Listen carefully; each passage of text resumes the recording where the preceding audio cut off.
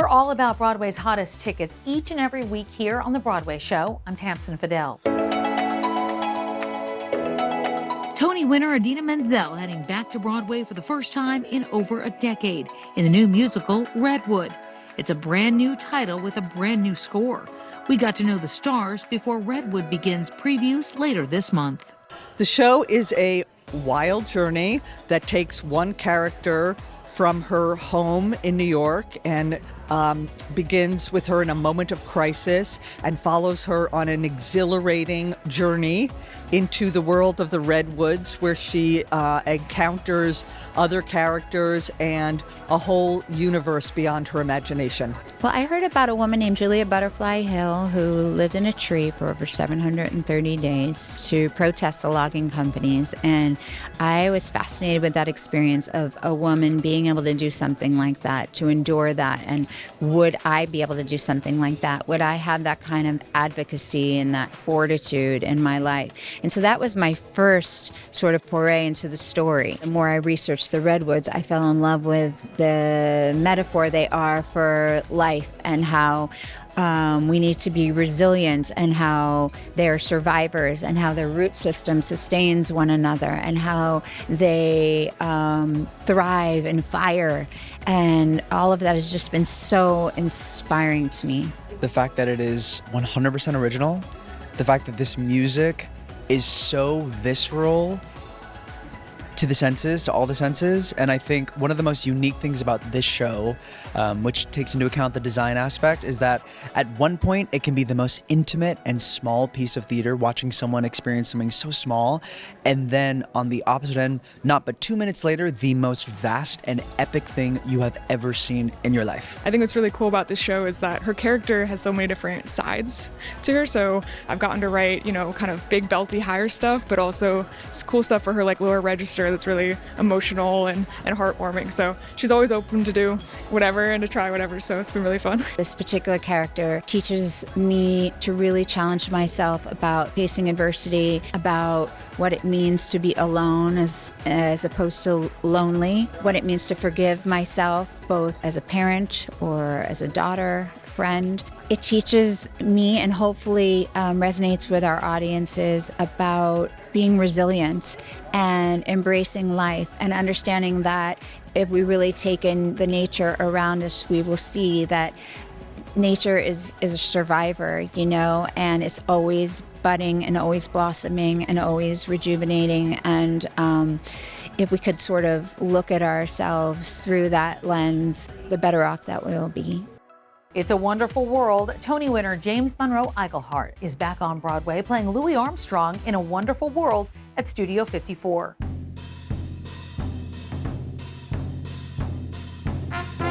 Let's just dive in. Are you still learning new things about Louis Armstrong or about his life? Yeah, I think that things, now we're just learning like little bitty things. Like, you learn this giant arc of the man. But then once you start getting into the weeds, you start going, well, was he there at that time? And if he was, can we do that? Mm-hmm. So it's little nitpicky things. Now also, we have a dialect coach.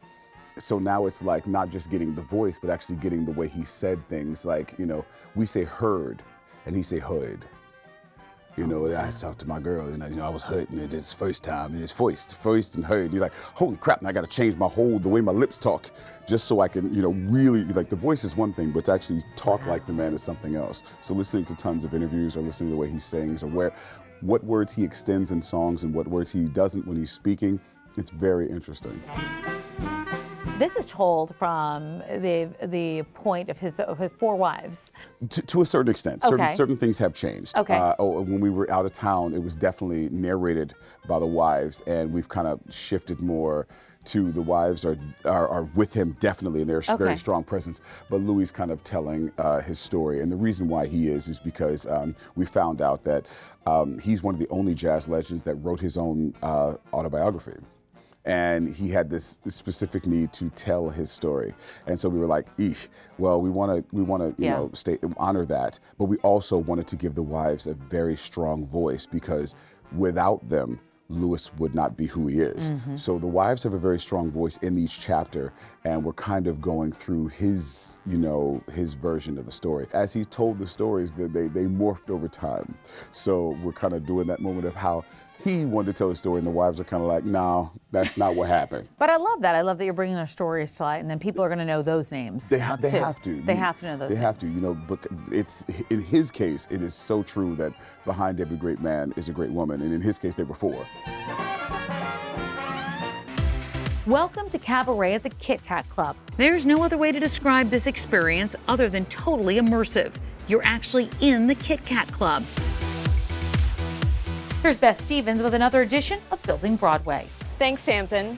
Scenic and costume designer Tom Scutt was nominated for 2 Tony Awards for transforming Broadway's August Wilson Theater into the Kit Kat Club.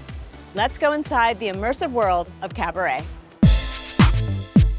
Thank you for inviting us into the Kit Kat Club. Obviously, we know Cabaret takes place in Weimar, Berlin in 1930s, but we're on 52nd Street, but I don't know where we are. We could be anywhere. Great. I wanted it to feel like artists, creatives, queer culture had sort of taken over a building that was part of the mainstream, I suppose, and subverted it slightly. So that does, of course, have connotations of 1920s Berlin. It also has many different connotations over the 20th, 21st century.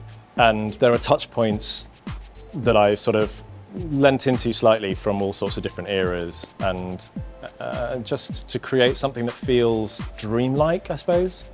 I wanted it to sort of feel transportive, and that we're being taken somewhere else and someplace else at a different time, but not necessarily completely sort of nail down or be specific about when that is. All right, here we are going into the Vault Bar. Yeah. It's such a beautiful space, but it looks like this is one of the areas where you got to use the artists that you were talking about. Yeah, for sure. And also some of the original details from here. I mean, obviously this theatre has had many, many renovations over the last 100 years. So a huge part of this job was not only what are we going to bring in, but also what are we going to bring out, and what are we going to celebrate and use rather than try to cover up. And I think that sort of speaks somewhat to the whole endeavour anyway. How much are we pulling from history and how much are we sort of adding onto it? Okay, so now we're in the Red Bar. It's very quiet in here right now, but when I came to see Cabaret, it was bodies and drinking, and in all of that, you have these beautiful paintings. So tell me about them. Okay, so these are amazing commissions by this extraordinary artist, Jonathan Lyndon Chase, and I really love about this project trying to find artists who are sort of adjacent to theatre or slightly related to it in some way in their work is sort of represented, but not quite in the same world, and just fusing.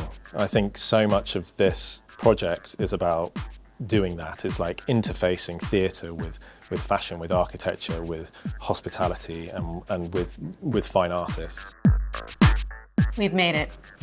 We're in the green bar. You know a designer is committed when you dress the tables and the ceiling and the bar and so much. It's slightly obsessive, isn't it? One of the things we've got in here is this board that we've made behind the bar, which we've got illustrations from Eddie and Gail and Stephen Skybell of their own Cabaret Eyes, which they've signed. And so we sort of like to build it up. So it just has this kind of historical feel, yeah. Okay, we made it here into the theater. Now we have to talk about the Cabaret tables, which is true of most productions of Cabaret because it's part of the show. Yeah, I really, really love these here. And they're different from London. They're totally different from London. But yeah, you can sit at the front of the space. You can get a phone call from members of the company. Really? Yeah. Oh my. Who may or may not be seeing you from somewhere in the building, although you won't be able to see them. So that's like quite, that's part of the fun of the eye concept, I suppose, right. In a way. There's not a bad seat here. And you can feel it. You can feel the energy of the crowd. It's really responding to it. They feel seen. You feel part of it. You feel almost like you're making it happen in some way, and that you're a character inside the piece.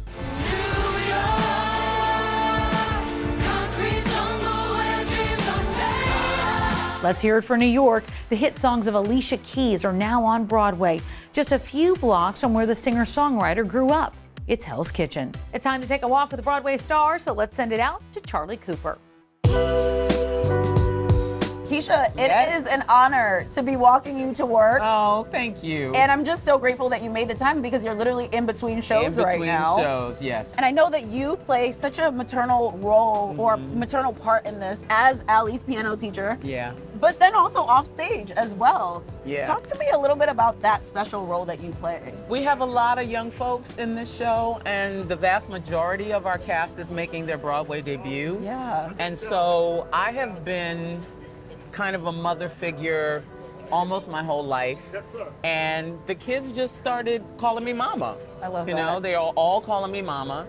And I just embrace it. Yeah. You know, when I was younger, I used to fight it because I wanted to be the cute ingenue. I didn't want anybody looking at me that way. But it's an honor. It's an honor when, especially when young people want to be around you, number one, and number two, when they're interested in what you have to say. I've tried to hang with them a little bit, but I can't. I have to go to bed. I hear that. I can hang for a little bit, and it's like, bye, mama's leaving. It's been, I mean, decades at this point, and you have that Tony nominee under your belt. Congratulations. Thank you. What does this moment feel like? And look who's to your right. So the Tony nominee moment, that's hilarious. So here we are. This represents what the 7-year-old inside of her wanted to be.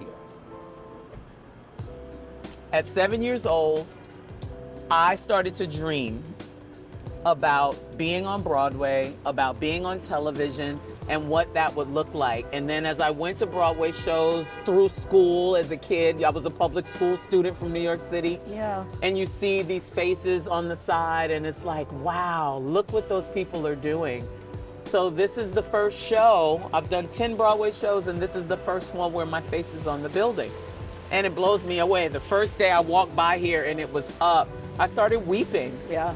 You know, and not just because my face is on the side of the building. It's about what it represents to me and the work that I've put in and the desire to be that face that another little black girl will walk by and say, man, look at that lady. She has locks too, and she's in this beautiful wrap on her head. She looks like my mom, my auntie, my grandma, all the melanin, honey, that some little girl will say, I can do that. Yeah. I can do that.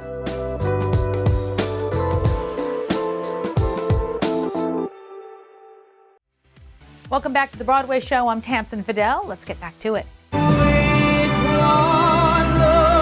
She's ready for her close-up. It's Sunset Boulevard like you've never seen it before. It's a radically reimagined version of the epic musical starring Nicole Scherzinger. Let's send it out to Paul Wontorek. Well, welcome to Broadway, Tom. What does Broadway mean to a young British theater star like yourself? I mean, it's kind of like the dream back home. Everyone always wants to be on Broadway. It feels like an unattainable dream, and I can't really believe that it's happening. So who is Joe Gillis? He's a very, very complicated man.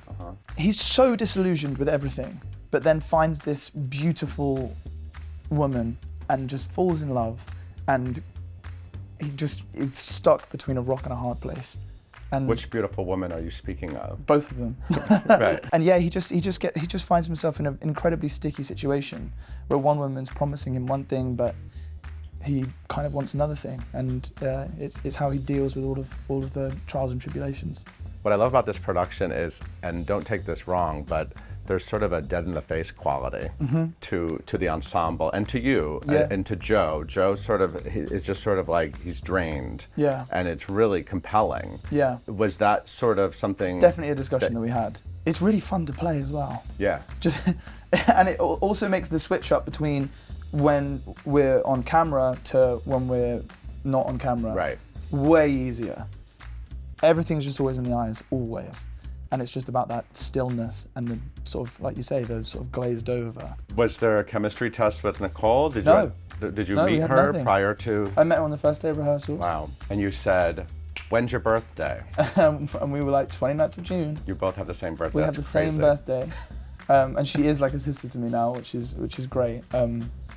So yeah, but we just clicked. We really clicked, and I just love going on stage with her every single night. She's the best scene partner you could ever wish for. Like, she just turns up and she'll like come up to me and she'll like before the show and she'll be like, I'm tired today, Tom. You know how she talks, like she's so Yeah, very soft, she's sweet. so softly spoken. And she's like, I'm so tired. And I'm like, okay. And then she just comes out and does With One Look and I'm like, you're not tired, are you? Like you're just coming in and just destroying it every single night. I've actually heard you say she eats you alive on stage. Yeah, she does. If you don't turn up, she eats you alive, and it is so true. But she's so great. During the crazy standing ovations at the end of Sunset Boulevard, you're on stage, you're in your underwear, there's blood on your chest, and you're just staying super serious. Is there ever a party that just wants to be like, thanks for coming, guys? You're all very like... No, there's not. Sometimes when we did like tech and stuff, there was like one day where I thought it'd be funny to do it, and there was no one in the audience because it was a tech thing and we'd just done it. And A lighter version. I came down, I did this, and it felt so wrong.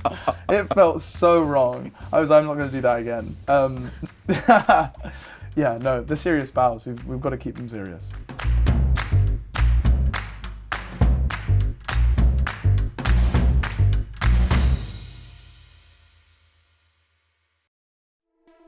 Near, far, wherever you are, if you're looking for some laughs, you're going to want to check out Titanique. It's the musical parody based on the 90s blockbuster Titanic. So let's head out to the theater for a backstage tour. Hi, I'm Dee Roscioli, and we are about to go backstage at Titanique. This is Jenny, our A2. She's fancy. She also writes the question of the day. If you could go back in time, what show on Broadway are you seeing? Original Into the Woods, hands down. I want to see Bernadette Peters do that. I want to see Joanna Gleason do that. Shiv Zion, like that whole cast. I want to see Kim Crosby and what's his face, who played Prince Charming, fall in love on stage because they're married in real life. Fun fact.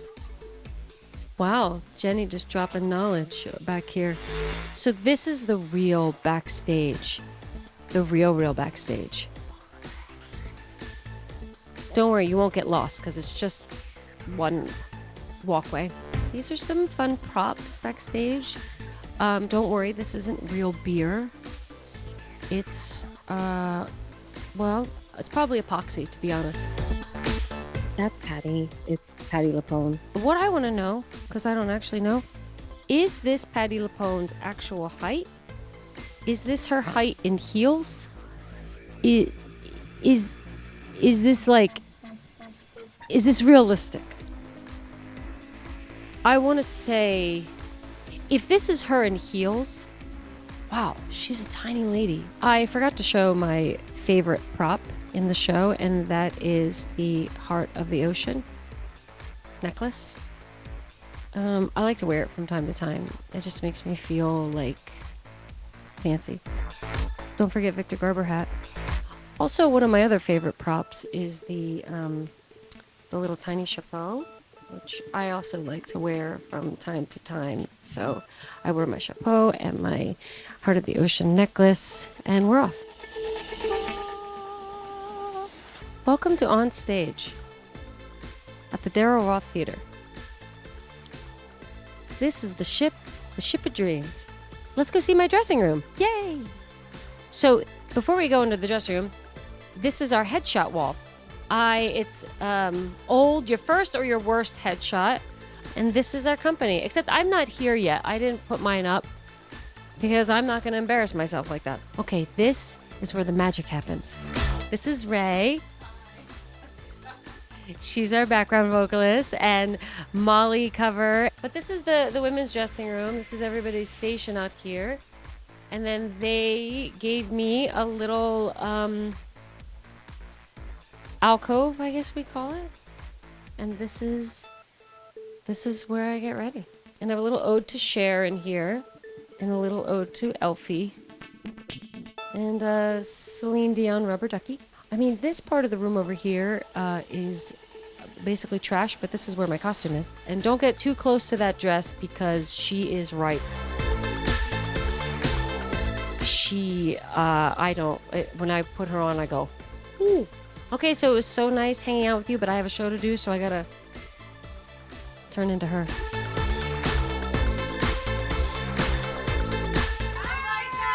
Thank you. thank you, thank you. Oh my gosh. Oh, they love me so much. It's so wonderful. I have a show to do, so shall we go for it?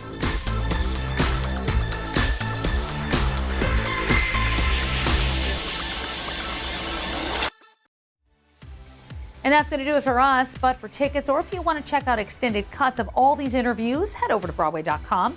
I'm Tamsen Fadal, and this is The Broadway Show.